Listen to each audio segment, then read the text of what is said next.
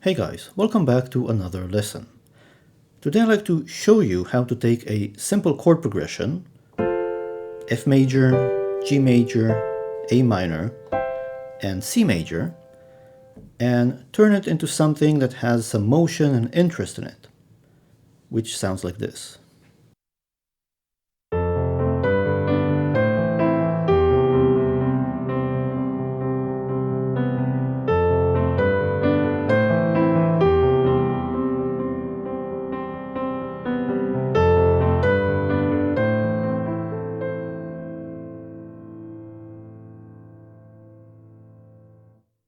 Let's go through this step by step.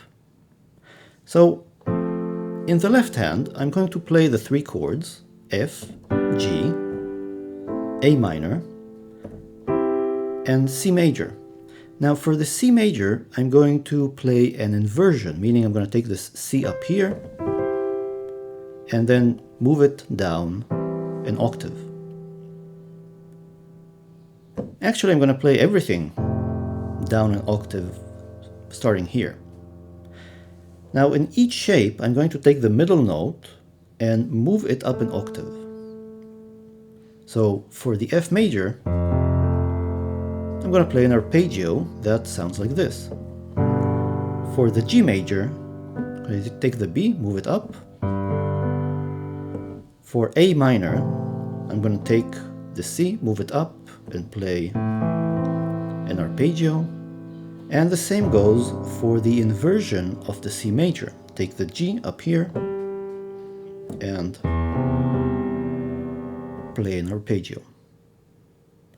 In the right hand, I'm going to play mostly sixths. So here I'm really playing an F major chord, but I'm omitting the F and I'm taking the C down here. So I'm kind of playing the shell of an F major chord, similar for the G major, similarly for the A minor, and for the C major, I'm going to play these two notes, a C and a G. Now, of course, I'm not going to play all of these simultaneously. So let me next teach you the pattern I use for each chord. The first chord is the F major, and I'm only really playing 3 beats, so to say. In the first one, I hit the F and the A together, then I play the C, and then I hit the A in my left hand and the C in the right hand. For the next chord, the G major, I have 4 beats, and again I'm playing the similar pattern, only now I'm going to add this D back here on the 4th beat. So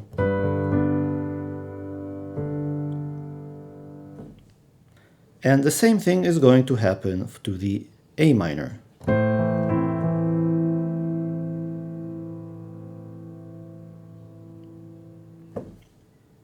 Now let me play the first 3 chords one after the other.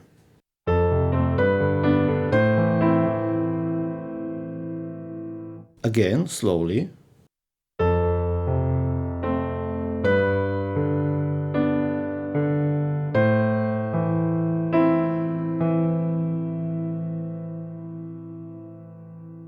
For the final chord, which is going to be a C major, I'm going to have to, in the left hand, jump down to the E in my pinky, and I will play E and a G in the right hand,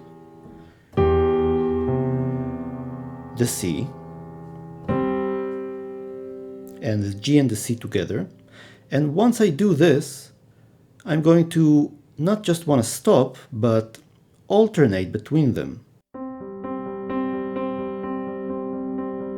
until I fill in all of the beats in this particular chord. Now the reason I do this is because I want motion. I want the listener to feel like the chords are flowing, like the notes aren't really stopping at any point. Of course, this is an artistic decision. Sometimes leaving dead space without any playing in it is useful. For example, you might have a quiet part of this lick or song,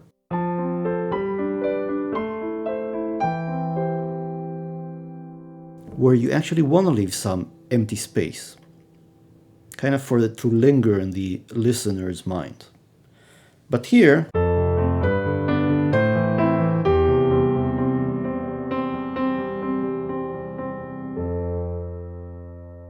I want to keep the motion rolling along. Now, you have everything you need to recreate the lick at this point. What I like to use the remainder of this video to do is to give you some ideas on how to embellish this. And most of the embellishment is going to come from the right hand. So meaning that the pattern and the notes I play in the left hand are going to stay the same, and I'm going to change a few things in the right hand. The first thing I'm going to suggest that you might try out is, instead of playing these sixths for, let's say, the F major, you also add this G in here. And really what you're doing is you're playing an F major chord Add2, you're omitting the root, because you already have the root in the bass, and then you're moving this C down here. You can do the same thing for the G major, and the same thing for the A minor. So it would sound like this.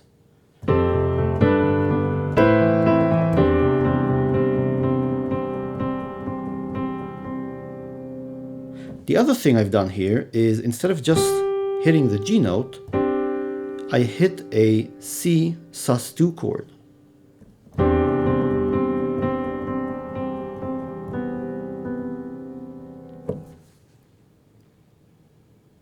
Now, a few other ideas on how to embellish this. You can hit any combination of C, G, and double any note you want on any of these chords. So just to show you how this sounds, let me play in the right hand a G, a C, and a G over here.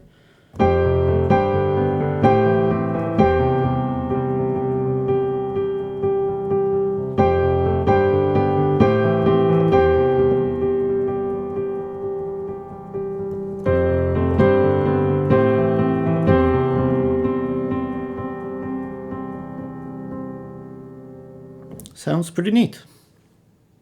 Now, you can also add two other notes on any of the chords, and these would be a D and or a B. Let's add this D up here and see what this sounds like.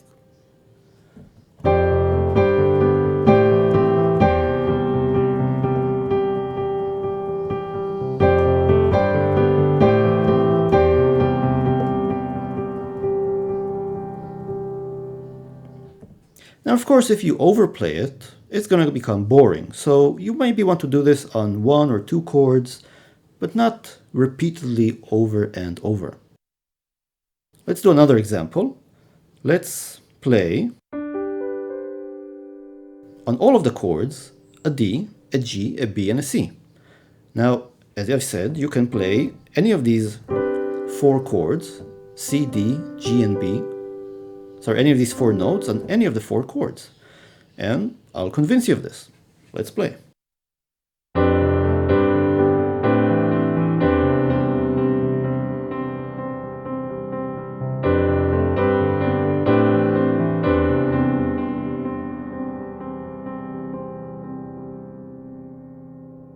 Or you can play them just like you played the shell voicing for the F. Instead of that, I can play the upper two notes and the lower two notes, which I'm going to hit simultaneously with my thumb.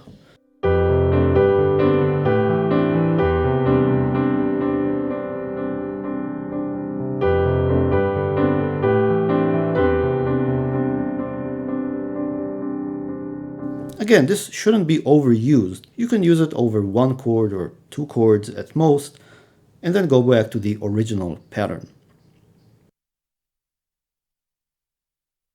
I'll do another last example of just how versatile these four notes are, and I'm going to play them up here.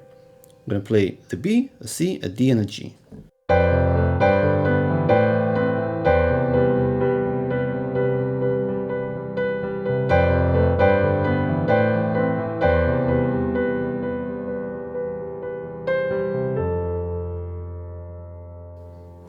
Again, it fits with all of the chords. You just shouldn't overdo it. Now, a slightly more interesting variation is one in which you use these notes to create a sort of melody as you move between the chords. For example, I can play, let's say, this on the first chord. Then I can move this B up here to the C, and then I can move it one step up to the next allowed note, which is D. And then go back to a C, G, C.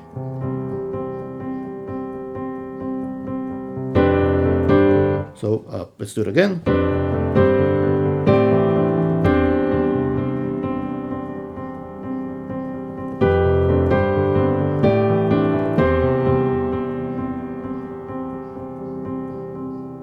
Sounds interesting. Again, you're creating motion by moving one of the notes around. Now, this is a fun lick to play with, and I've given you some ideas on how to get started and how to move the notes around.